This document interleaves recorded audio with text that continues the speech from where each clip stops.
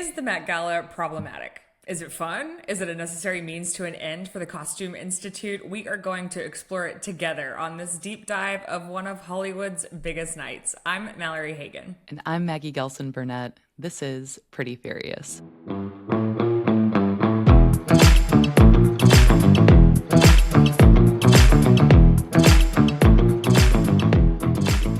What do you know about the Met Gala?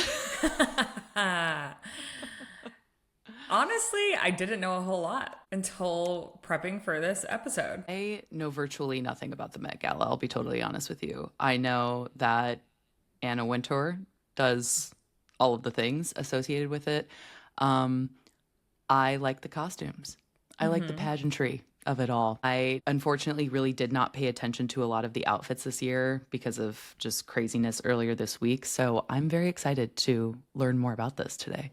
Yeah, for those of you listening, when Maggie and I were talking about what should our episode be about, we have done a few political episodes and we were like, we should do something, more pop culture. And I started thinking about the fact that while I every year pay attention to what people wear at the Met Gala and loosely the themes, which we'll get into, I realized I don't really know what happens. What is it about? Why does it exist? Where did it come from?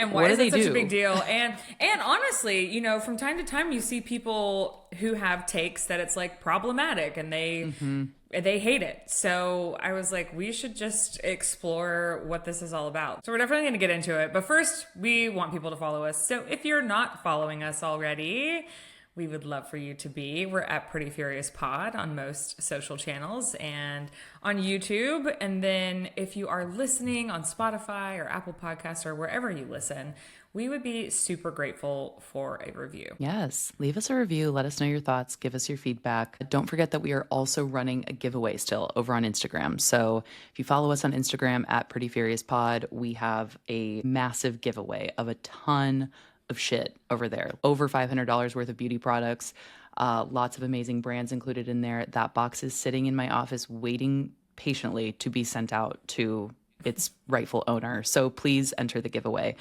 Translation. And then tag your friends. Translation. Maggie started looking at this shit, so please get it the fuck out of my office. Thank you so much. So help us reach. What do we have it set as? At I think 1,000 followers. 1,000 followers, yeah. And so if you're listening to this, which we know our audience is small, but we'd love for it to get bigger. So if you're listening to this, we'd love for you to share this episode with somebody that you love and care about. It should be relatively bipartisan. Yeah, the Met Gala is a hopefully bipartisan issue. Yeah. Except for I don't know, it could be said that people on the right don't really pay attention to fashion or anything of the sort. I do think that could be said. Unless there's Botox, fillers, and fake lashes involved. There's actually, I guess those things are at the Met Gala. Maybe all of those things are at the Met Gala for sure. So, except Christine didn't attend. Speaking of Botox, lashes, and the things of the sort, we can't be pretty furious without being pretty first. What product do you have for us this week that you recommend? Yes. Okay. So I brought with me, guys. I'm actually so upset about this product because I had heard about this all over the internet. It's the Summer Fridays Lip Butter Balm. This is in the vanilla beige shade. Yeah. And I heard about these online and I was like, listen, there's no way you're gonna get me to spend $24 on a tube of fucking balm. There's just no way. And then I unfortunately tried my friend Kylie's and I was like, wow, this is a revelation. It's a balm and a gloss and a lip tint kind of all in one. It's not too sticky. It's not too thick. Oh gosh, it feels so good on the lips. I just love it. Anyway, if you're listening and don't have video, that was me putting it on again for the 18th time today. So yeah, it's absolutely worth every penny in my opinion. So love that. There you have it. I brought something a little different this week. It's by Sugar Tan, and it is a hyaluronic acid self-tan drop. So it's a gradual face tanning drop. They're clear. They make all sorts of products, self-tanning products, but this in particular, the combination of skincare and self-tanning is just next to none, if you ask me. And I've had this bottle for a long time now, so it's also long-lasting.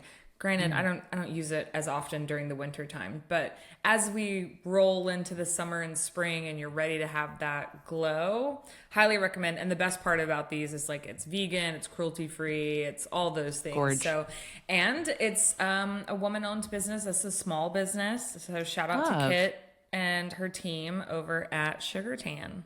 I have a question about the product.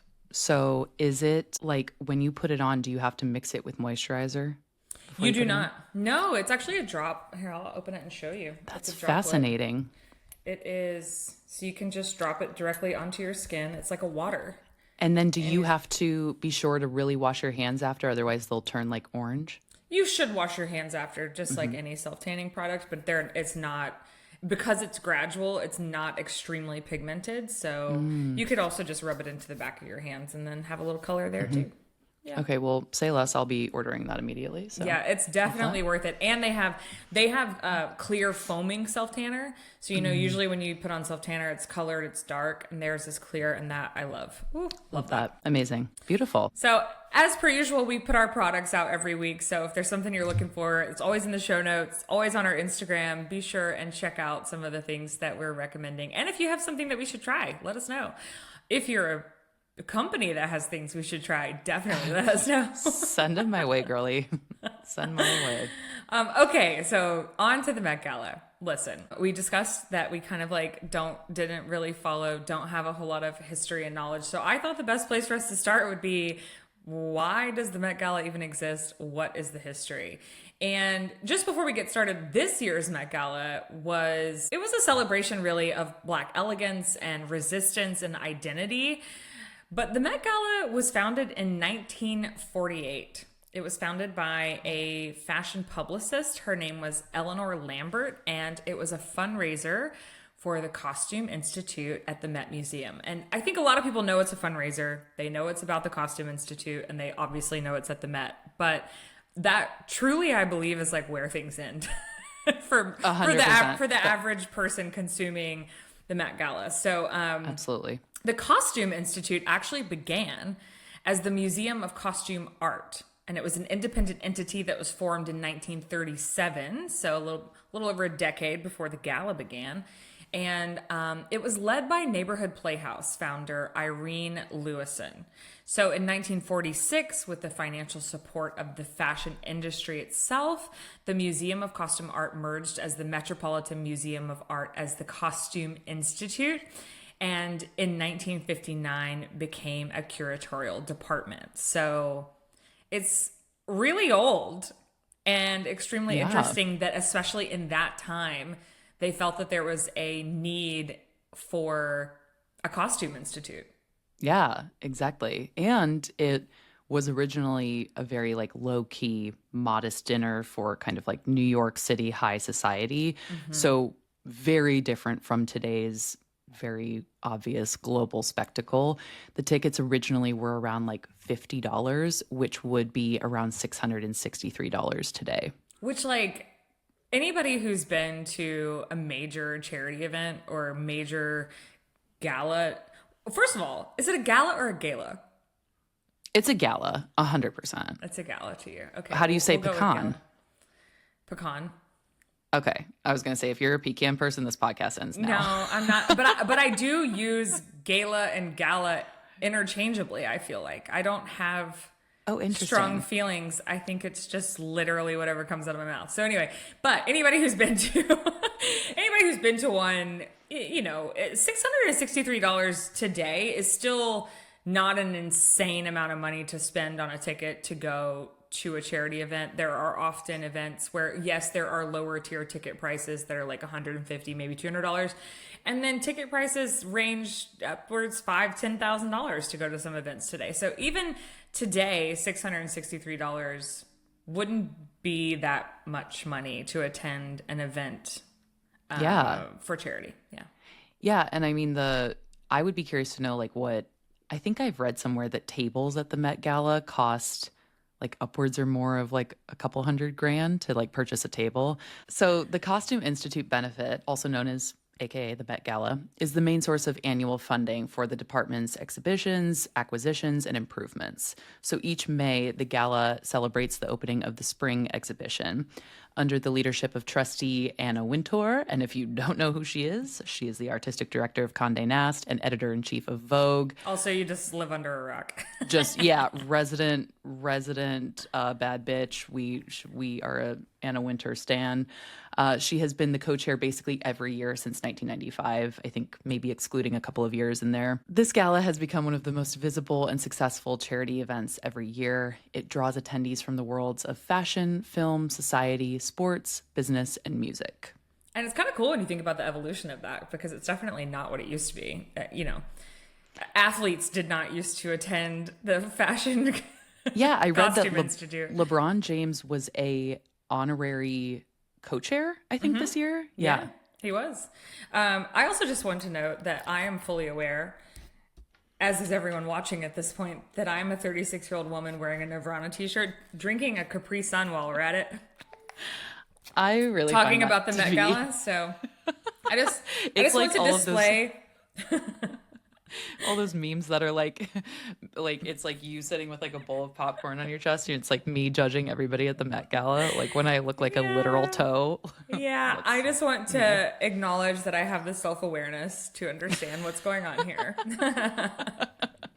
Also, for those of you who don't know, which I also can't imagine that you wouldn't know, but maybe we have some younger listeners.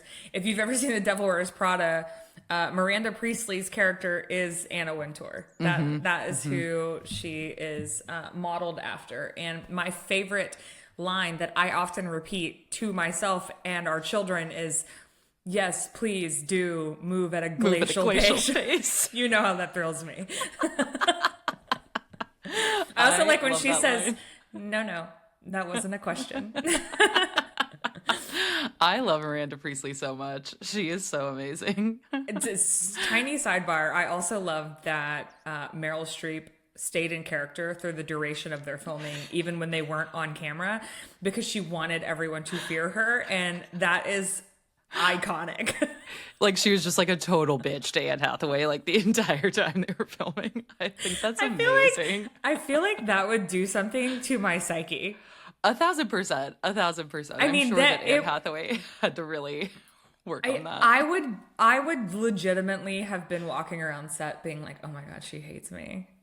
I think it would have been funny for like a couple of days, right? And then you get into it and you're like, this isn't a bit. And it's like you're actually trying to embody the person that you're acting in part of. And that would be terrifying. Movies take months. Oh, yeah. Months of this woman seeing you at like craft services, which is where they eat snacks, by the way. Craft services, and she's just being a total bitch. It's like 6 a.m. on a Tuesday. You're on your way to hair and makeup. Oh, anyway. Okay, so apparently modeled after Anna Wintour, if that tells you anything. She took over in 95, and she's the one who really cultivated this feeling of celebrity and larger than life-ism that came involved. And she's really the deciding factor in who's invited and therefore who's relevant. People are like some of the biggest celebrities on the planet are waiting to see if they get invited to the Met Gala. And that's insane. There are years when they don't. There are celebrities of the caliber. I'm not saying Beyonce didn't get invited. I'm just saying of that caliber of worldwide recognition who some years don't make the cut. That's insane. Can you imagine? And I am sure that so much of that rests on the work that they do that particular year, i.e. Demi Moore, great example. She hadn't really done any work that was, I mean, at least not that I'm aware of, that was like monumental prior to The Substance this last year that I would think would have warranted an invite prior to, this past Met Gala. I guess part of it too is like we wouldn't know technically who's not invited. It's who decides to show up. But let's be honest. I would say 90%, 99% of people who are invited to the Met Gala go. Yeah, absolutely. I guess it's also a matter of if they can afford it. Yeah, because you have to be like dressed by I'm sure there's specific designers and people that they want to, We also have to buy have your ticket. featured. You have to buy your ticket. Yeah. And like the tables, hello, what? We Yeah. just alluded to the cost of what a table will be. So yeah, we'll talk more about that. But Yeah, yeah. I find it so interesting that she has. I mean, I get, it's a charity event. Any charity, any nonprofit where someone's the executive director, I guess at the end of the day has a say in who's invited and who's not. But most people who are raising money for a nonprofit or a charity will take anyone and everyone because the goal is to raise money. And so it's really interesting. And we're going to share how much money they raised this year. It was groundbreaking. Yeah. They I raised saw more that. money this year than any other year. They raised more money and excluded people. Yeah, exactly. Which is kind of insane. And then I was watching a Hulu sort of like short docu little series on the Met Gala in preparation for this, and someone said that she is so detail oriented and so nitpicky about everything that transpires at this gala, start to finish, that she would not allow garlic or chives in the food because she didn't want people to have bad breath at the Met Gala. Listen, I know that Anna Wintour is it Anna Wintour or Wintour? I don't know. It doesn't I think matter. it's But because it's Wintour. you are tour, I would think. She's like, also British. That just sounds Yeah, Wintour. yeah. I'm gonna say Wintour. Listen, when I said earlier that I'm like an Anna Wintour stan, I sort of meant just like kind of like her persona, more like the Miranda Priestley-esque-ness of her. She has been problematic in a variety of ways. People have a ton of thoughts about her, but listen, she's absolutely not wrong here. What an iconic move to be like, I don't want you to smell rank as fuck. I'm gonna like, we're cutting this out. Like, caterers, cut It's it not out. even going to Like, give you the option. yeah, yeah. I love that. Never mind all the other things in food and alcoholic beverages that can make your breath smell, but by God, the garlic and chives. So yeah, so over the past few years, there have been some notable themes, and some that come to mind for me are there was Heavenly Bodies in 2018. 2019, there was Camp, where Lady Gaga Love. just like, Then there was, last year was Sleeping Beauty's Reawakening Fashion, and I think one of the interesting things, and this is where I always get caught up in the Met Gala, because you hear the theme, and then there's always kind of like a sub theme, if that makes sense. And there was this year, we'll get into it, but for instance, last year, Sleeping Beauty's Reawakening Fashion, and then it was like the Garden of Time. Yeah, So, yeah. so I often feel like there's a lot of interpretations of what's going on because there's always kind of like a subcategory happening. And last year, The Garden of Time was referencing the J.G. Ballard short story, The Garden of Time. So like people were wearing florals and they were referencing nature. But truly, the theme was Sleeping Beauties, reawakening fashion. So anyway, I feel like that happens. And out of that, obviously, there's always really memorable looks, good or bad. And some become like Halloween costumes, become memes. Some become truly iconic. I mean, there's a lot to work with. So was Kim Kardashian wearing the Marilyn dress? Was that last year? Or 2 years ago? I think it was 2 years ago. Okay, yeah, maybe 2 or 3. But yeah, like things like that. That wasn't Camp. No, Camp was 2019. Yeah, I can't remember what the theme was for that. But yeah, things like that where people, I mean, it was like you had some people who were saying, oh my gosh, how iconic that Kim Kardashian is like wearing this dress. And then other people who were like, because she pulled that dress out of a museum, I believe, or like out of like some archives of Marilyn Monroe's clothing. And so a lot of people were really upset about that piece of it, taking this iconic, star's clothing and then wearing it for this event that has its own kind of problematic history. So yeah. You can go down so many rabbit holes. Yeah, there's just rabbit holes of all sorts. Yeah. You can go down a rabbit hole with every single person and their outfit and the designer and the thought behind it. And with some people, it's kind of unfortunate. Like I've seen people end up on the worst dressed of the Met Gala list, and then you get some behind the scenes knowledge of why they chose what they did and what the designer was thinking and where they pulled their inspiration from. And you're like, oh, that's actually that's kind of neat. I mean, I like it. Yeah. So I do think if you have the time or the energy to go down said rabbit holes, it can be fun. But I do Yeah. think, one thing that comes to mind for me again, see, this is the other thing. People will hate on the Kardashians, and I have my own thoughts. Some of them are good and some of them are bad, but those bitches know how to create a stir. Because we just talked about the Marilyn Monroe dress, which, by the way, we'll get into how much that costs later as a part of like how sometimes this is all problematic. I actually didn't have a problem with her doing that because everybody else had to agree. So it wasn't just her. It was an idea, and then everybody else said, yeah, because everybody knew it was going to get PR. But the other one is, remember that head-to-toe floral outfit dress she wore? Yes. When she was pregnant?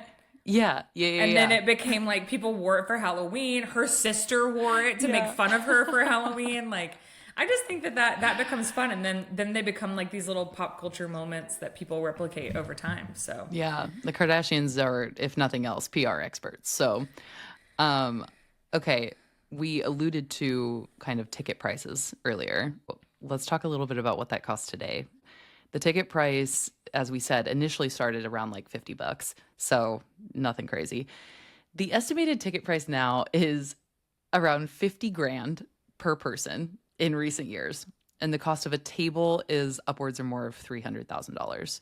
So just to attend the Met Gala, you have to have a very solid chunk of change to even go. To buy a table is a whole other thing. Yeah, just has come a long way from the measly $50 ticket for New York High Society. And so this is us talking about like the current state of things and what's happened this year and all of that. But I have to say, we're going to get into it later about why people view this event as so out of touch and problematic. And part of it is this, when you combine this with the astronomical cost of dressing yourself, paying for your team, travel, etc. But I mean, I just think about this in terms of like, we just bought a house. We just bought what I would say is a really nice, like upper middle class home. And when I consider that people pay $50,000 to support a costume museum and a plate of what's probably crappy chicken dinner, that is insane to me. Insane. It's so crazy. I do want to know about the food that's served at the Met Gala. I also would love to know, there's got to be like goodie bags and shit like that, like an Oscars after party type of thing. Yeah. I got to know what's in that. I want to know, I mean, what's the bar situation, man? Like, if we're throwing down $50K, I'm going to be drinking the toppest of shelf liquor. Like, I mean, I'm sure.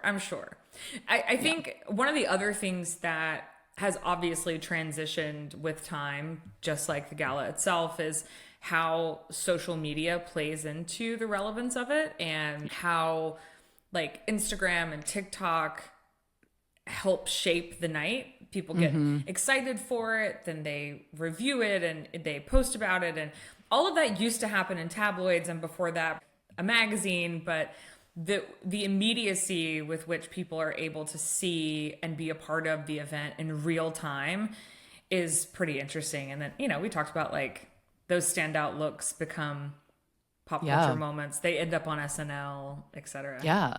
I mean, it reminds me a lot of like how I treat the Oscars and the looks at the Oscars. Like, I'm reviewing them, I'm posting them to my stories, one right after the other. It's in your sweatpants with your popcorn. In my sweatpants, literally looking like the personification of a troll. Like it is, I mean, with a pimple patch on. I mean, I'm criticizing the absolute shit out of these people, and I'm in my home in Peoria, Illinois. But it really is so fascinating, to your point about like how tabloids used to be like the place where we would go for all of that information, and how we used to go to like, People magazine to like look at the Met Gala looks, and now it's, or like even E! News, we used to like watch the red carpet, and now it's like MTV. Nope. Yeah, you can just watch from your phone. It's crazy. That is kind of crazy. I think it's super cool though to see, so a lot of people may not know this about me, but I actually went to the Fashion Institute in New York. And so it's super interesting thinking about some of the people I went to school with and like how hard they work and just knowing how difficult the industry is as a whole, I can see both sides of it. Like, I understand the beauty of fashion, the art of it, how so much of our world revolves around it. It's that other famous scene from Devil Wears Prada where she's like, you think you're exempt from this? You're not. None of us are exempt from it. That's what's so interesting about it. And on the other hand, it is this thing that could be seen as sort of frivolous or out of touch with reality. And I think it's really cool when you see designers or stylists get to have a moment and be paired with a celebrity who really kind of takes them to the next level, or however those things come about. I think that part's really interesting, that the Met kind of requires that you also know who designed it. You also know the story behind it. Whereas at the Oscars and other places, like, they're like, oh yeah, I'm wearing Tom Ford, but there's no story behind that. And the average person who knows nothing about fashion is like, cool, Tom Ford. But at the Met Gala, you're kind of forced into learning a little bit about the world itself, which I think is interesting. Absolutely. And they spend months, preparing these outfits. So it's a really fascinating. It's very different from the Oscars in the sense that those dresses don't take as long. There some you could probably wear like kind of in an off the rack sort of situation, but at the Met it has to fit the theme. It has to adhere to a certain standard. So it has to be very, very well curated, very well thought out. All of that. Makes me wonder. That makes me wonder, when do the invitations for the gala go out? Like, is it a full year in advance? Does she? Well, they announce, right? I don't think it is. They announced the theme, I think, to the public, they announced the theme, I think it's like 4 or 5 months in advance. Like, I think I remember hearing about it, maybe, I don't know, January-ish. And then, because I remember hearing like that Coleman Domingo was going to be a chair for it. And maybe it was before that. And then, I would assume that invites go out maybe 5 months in advance, 5 or 6 months in advance. I'm not sure. Yeah, but in order for the invites to go out, those people have to know the theme because they have to be able to prepare, right? So I don't know, but when you think about how long they have, whether it's a short time or a long time, to adhere to the theme, to dream up what they want, to work with a designer. And I can imagine that at this stage, because it is such an involved process, and it's not like the designer is designing something that's going to go into mass production or on the rack. It's a one-time thing. Exactly. It's a one-time moment. I wonder if designers work with more than one person. Like, I wasn't paying attention enough to even know that. That's a good question. I actually have no idea, but I'm sure that they do. If any year there was an opportunity for that, it would probably have been this year.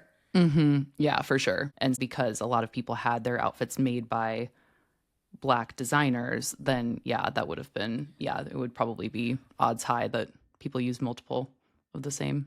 I also think, though, just the spring 2025 exhibition is titled, quote, Super Fine, Tailoring Black Style. It was meant to invoke Black creativity, innovation, and expression in fashion, culture, and style. So the dress code of the Met Gala, which is typically related to the exhibit's theme, is tailored for you. That was the theme this year. So it was calling on a focus on suiting and menswear and all of that. So that's what I mean by, like, because it's structured garments that designers typically make. I see. Like, they typically make jackets and pants and like it wasn't something so out of the ordinary that they couldn't make more than one of something, So totally. No, that makes total sense. The Met Gala always has a couple of co-chairs or co-hosts. So this year's co-chairs included Coleman Domingo, Lewis Hamilton, A$AP Rocky, Pharrell Williams, and of course Anna Wintour. And LeBron James was an honorary co-chair. So according to The Cut, the exhibition was inspired by the work of Monica Miller, a professor and chair of Africana Studies at Barnard College, and her book, Slaves to Fashion, Black Dandyism and the Styling of Black Diasporic Identity. Yeah, so according to Vogue, Miller describes Black Dandyism as a strategy and a tool to rethink identity, to reimagine the self in a different context, and to really push a boundary, especially during the time of enslavement, to really push a boundary on who and what counts as human.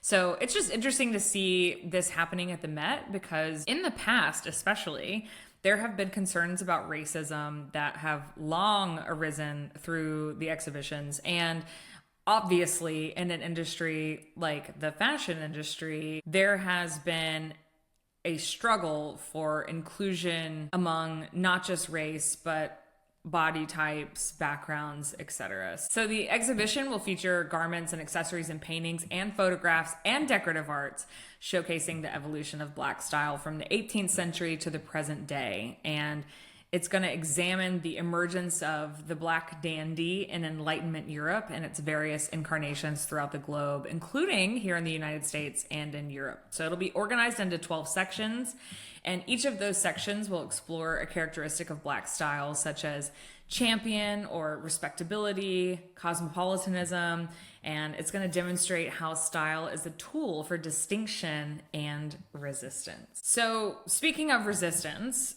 people really have an issue with the Met Gala. What are some of the things that you have heard or seen about why people dislike this event so much? Yeah, well, I think, some people think that the Met Gala is really problematic solely because of the elitism that's involved. As we said, the ticket prices, the, having to plan out the gowns. There's a ton of consumerism involved. And then there's obviously the very glaring distraction from more pressing issues that we're facing right now, and have faced in the past.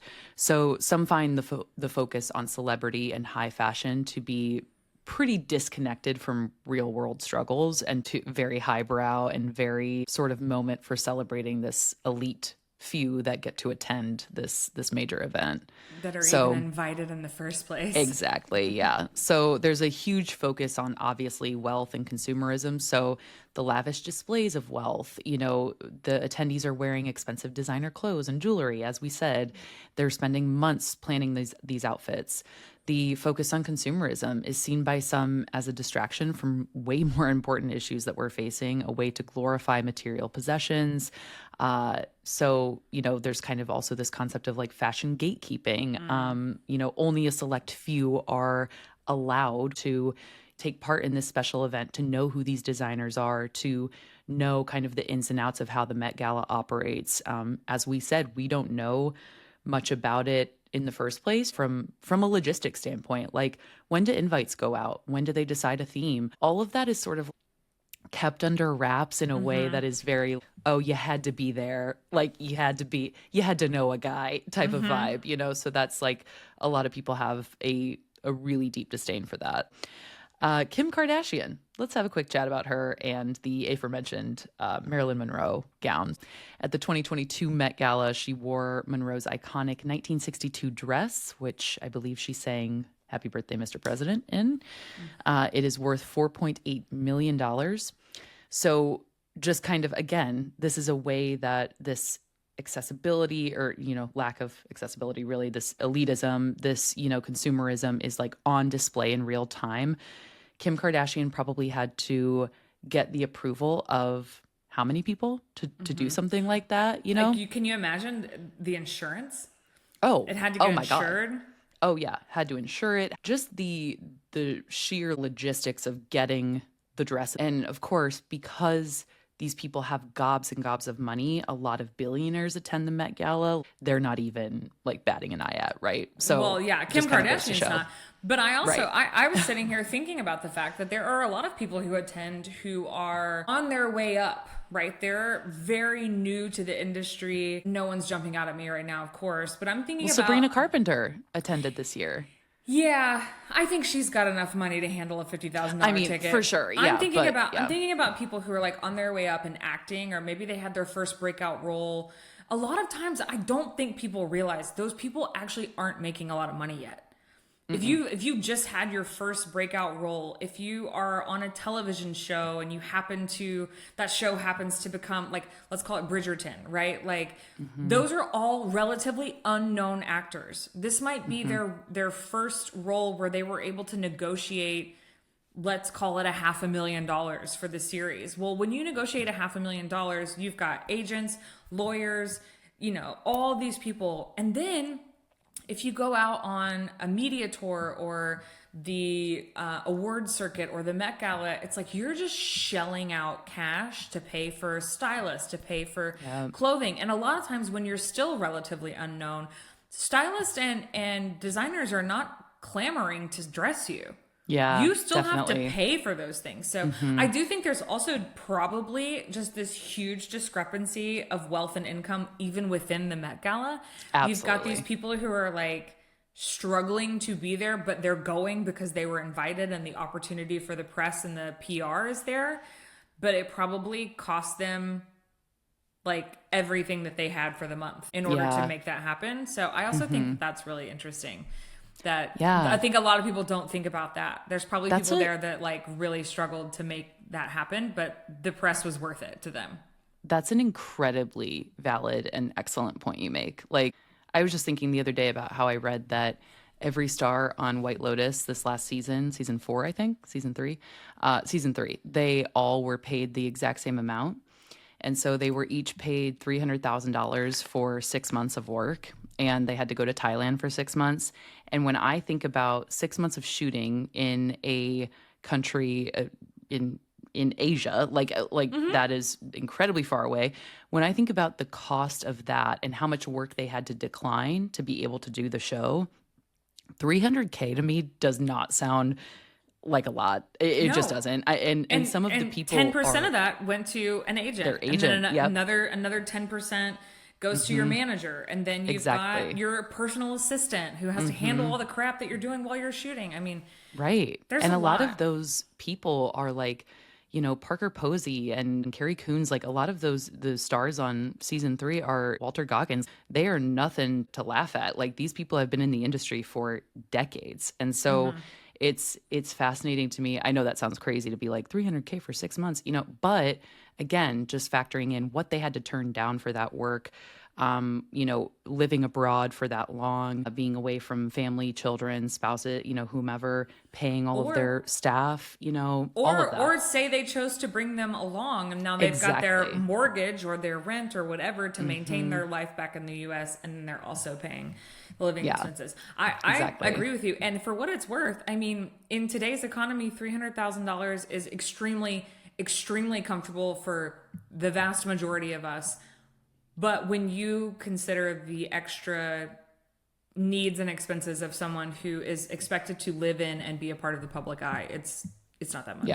Yeah. When we're talking about Hollywood, it's like nothing. Yeah. Well, and the other side of this is like there is so much sort of perceived, I think, hypocrisy within the Met Gala when you view what's happening against the backdrop of social and economic inequalities in the same way.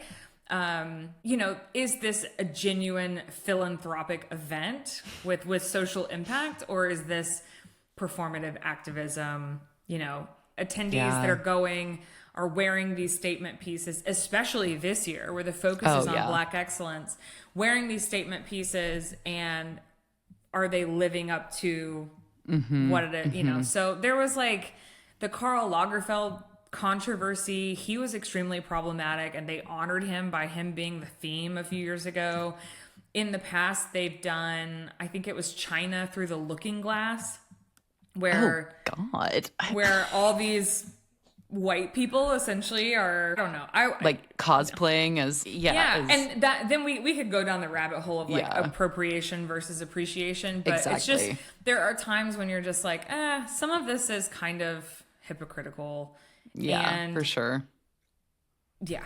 To that point, because it is a fundraiser, there has to be a certain amount of press that, that they require to, gain more funding, more money. And so what part of like the themes that they choose is sort of a like PR stunt in a way? Like, why do they choose these themes? Do they know it will get a rise out of people, or, sort of have a reaction on the back end so that they can get more press, i.e. get more money?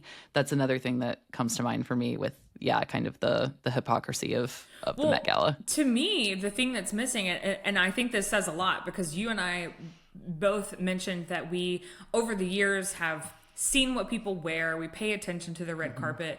And yet I still didn't really know what the Met Gala was about. 100%. Yeah. Which No means clue. that it is performative, because if this was truly about raising awareness for the Costume Institute, what does the Institute do?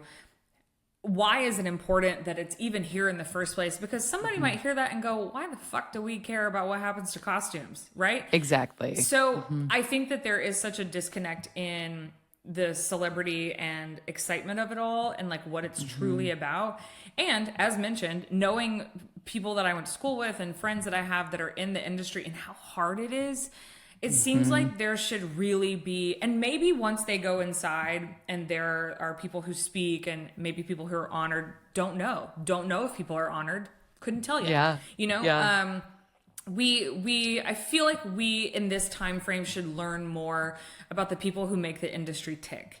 And like the back end of the fashion industry. What are they doing to improve it? What are they doing to improve the environmental impact of the industry? Like, how are all these things working together? How do they use this big event and press and PR and money raising to actually share with the public why all of this is important and what matters here? Yeah, absolutely. I mean, maybe this year was a year that kind of went to the wayside because they were trying to hone in on a minority group and trying to hone in on Black excellence. And I think that's great. However, it still kind of reinforces privilege and sort of distracts from the real need for social change. It sort of has like this let them eat cake kind of, vibe to it all. So yeah, I think that's something that a lot of people also really take into account. And a lot of the critics of the Met Gala are really adamant about. Yeah, I think especially though, as you know, we said we wanted to do a pop culture episode, but let's be honest, pop culture and politics go hand in hand. And you've got Everything pop culture is political. I mean, the president right now, Donald Trump, is running around saying like, you don't need $30, you only need $2, and they're trying to reshape the way that we see consumerism because they are actively doing things to make things cost us more money. So right. When you've got the Met Gala falling on the same day as the president saying he doesn't need to uphold the Constitution and he doesn't give a shit how much things cost, you kind of start to be like, whoa, okay. No one's in touch with reality right now. None of you have been to a grocery store in a really long time. So I just think it's really interesting. I personally understand the criticism, and I understand, like I said, that there is some desire, I especially have some desire to learn more about what goes on behind the scenes of the Institute and why it's necessary. Like, the Costume Institute is preserving culture, it's preserving history, and it is art. And so I do understand the need for that. I think just like we fundraise and pour into museums with physical art in that capacity, the Costume Institute is the same in that way, but we just don't focus enough on that, or they don't focus enough. I don't know why I'm saying we. I don't have anything to do with this gala. Right. And then it's like I think they raised 37 million this year. I think that was I think I read 31, but either way, 31. It was history for them. Yeah, it was a record-breaking number, and it's sort of like, where is all of that money going? How much of what you raise every year is allocated to the next year's Met Gala? What does it cost to operate the Met Gala, like as a whole? What is taken from the budget every year of the Met to run this event? And that, I think, I mean, I'm sure that we could probably find that information somewhere online, but like, I think that is a big piece of it, is like the public just doesn't have any idea what the hell is happening behind the scenes. Like, we're able to go in and see the exhibition, but that's pretty much it. Like, we see that and we're like, cool, amazing. It's so cool that you're preserving all of this. And also, where the fuck is all of this money going? Yeah, where does $31 million go? Exactly. But I guess what I was going to say, though, is I'm on the other side of it, of like, life is hard and the world is kind of fucked up right now, and everything that we are inundated with is negative and it's bad, and the world sucks and people are terrible. And some of this, yes, could be perceived that way, but also just let us have a night where there's people wearing ridiculous tie gowns and like dumb shit. 100%. Let's be clear. Let us pick it apart. Why not? 100%. And also, like, let me be abundantly clear when I say that, like, if homegirl Anna Wintour was like, yo, we want you to attend the Met Gala. You would be there. I would be, oh, girl, like, You say take out a less. second mortgage on the house. Oh yeah, I mean, I'm pulling my 401k. It's totally fine. Like, I am attending the Met Gala. Like, it's not even a question.